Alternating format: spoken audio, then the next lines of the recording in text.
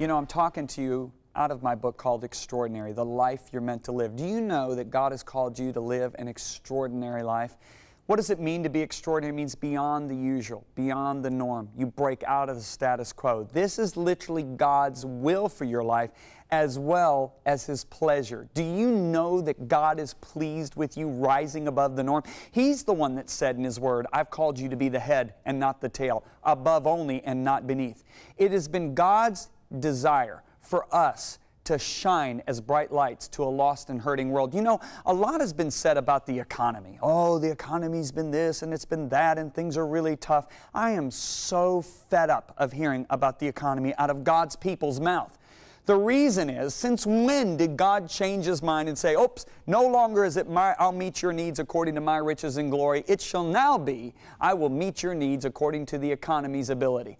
That's not at all what God's Word says. He meets our needs according to His riches and glory. I've never seen the righteous forsaken nor their seed begging for bread. You know, people are so uptight about what's happening in the economy when in reality this is our hour to shine. God Himself is the one who said, darkness is going to cover the earth in the last days and gross darkness the people. But what's the next words out of Isaiah's mouth? In Isaiah chapter 60. But the glory of the Lord shall arise. Notice it doesn't say descend, arise.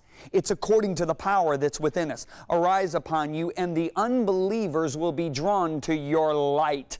Listen, God Himself is the one that says the world is going to be drawn to your light. Jesus is the one that said, you are the light of the world. See, let me just say it to you like this, okay?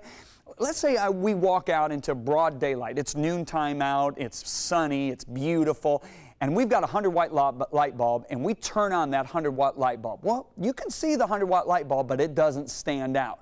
Well, if you come into a room and you close all the windows and you block out all the light, you're in pitch darkness, and you turn on that 100-watt light bulb in that room or that auditorium, guess what? It stands out. This is our finest hour. This is when we're supposed to shine. This is when we're supposed to come up with the $1 million and the $1 billion ideas. If you look at Amy Sibley McPherson, she built Angelus Temple in the city of Los Angeles. She built Angelus Temple in the days of the Depression, not the recession. We're talking about the depression. You understand? She's a woman. Now don't understand, I'm not being sexist in saying this, but back then in the 30s, a woman was not regarded as an achiever.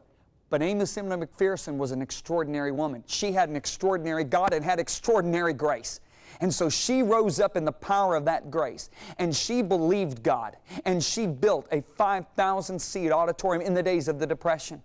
I look at some of the churches that I go to, and I know one particular church that I'm thinking about. It is literally studied by the secular universities in its area because of their marketing ability is so good. They are the inspiration to the world. I'm so fed up with Christians getting our inspiration from the world. Are you kidding? The world is supposed to get their inspiration from us. If you look at Daniel, Daniel distinguished himself. He was from a very small country, but came into Babylon, which was the most powerful country in the world. And yet after he was interviewed, it was determined he was 10 times wiser than the smartest people in Babylon. Why? He had an extraordinary spirit. Let me tell you something.